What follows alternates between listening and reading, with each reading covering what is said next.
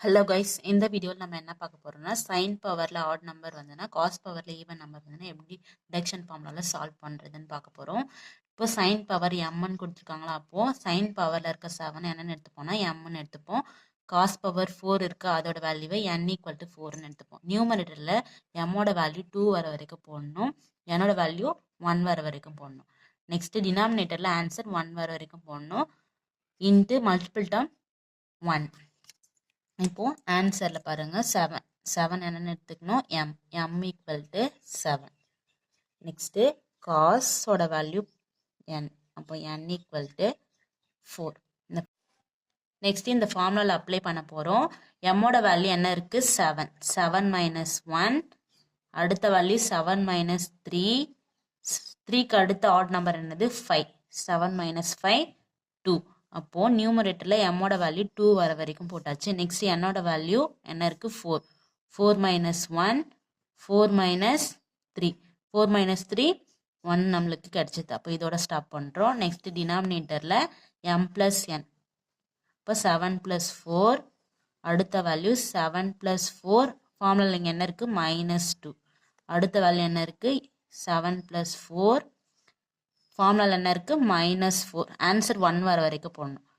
Next value 7 plus 4, -4க்கு அடுத்த even number -6, அடுத்த value 7 plus 4 -8. Next value என்ன இருக்கும் 7 ப்ளஸ் 4 -8க்கு அப்புறம் -10.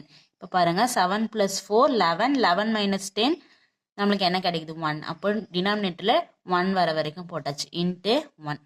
இப்போ இது எல்லாத்தையும் இப்போ இந்த வேல்யூஸ்லாம் சப்ராக்ட் பண்ண போகிறோம். 7 மைனஸ் 1 6, இன்ட்டு 7 மைனஸ் 3 4, 7 மைனஸ் 5 2.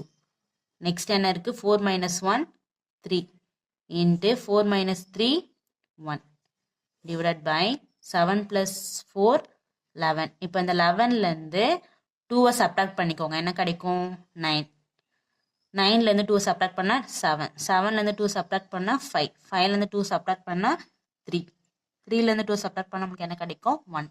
அதாவது 7 plus 4 11, 11 minus 2 9, 11 minus 4 7, 11 minus 6 5, 11 minus 8 3, 11 minus 10 1, into 1. இப்போ எதெல்லாம் கேன்சல் பண்ணலாம் 3 3 கேன்சல் பண்ணலாம், 1 1 கேன்சல் பண்ணலாம்.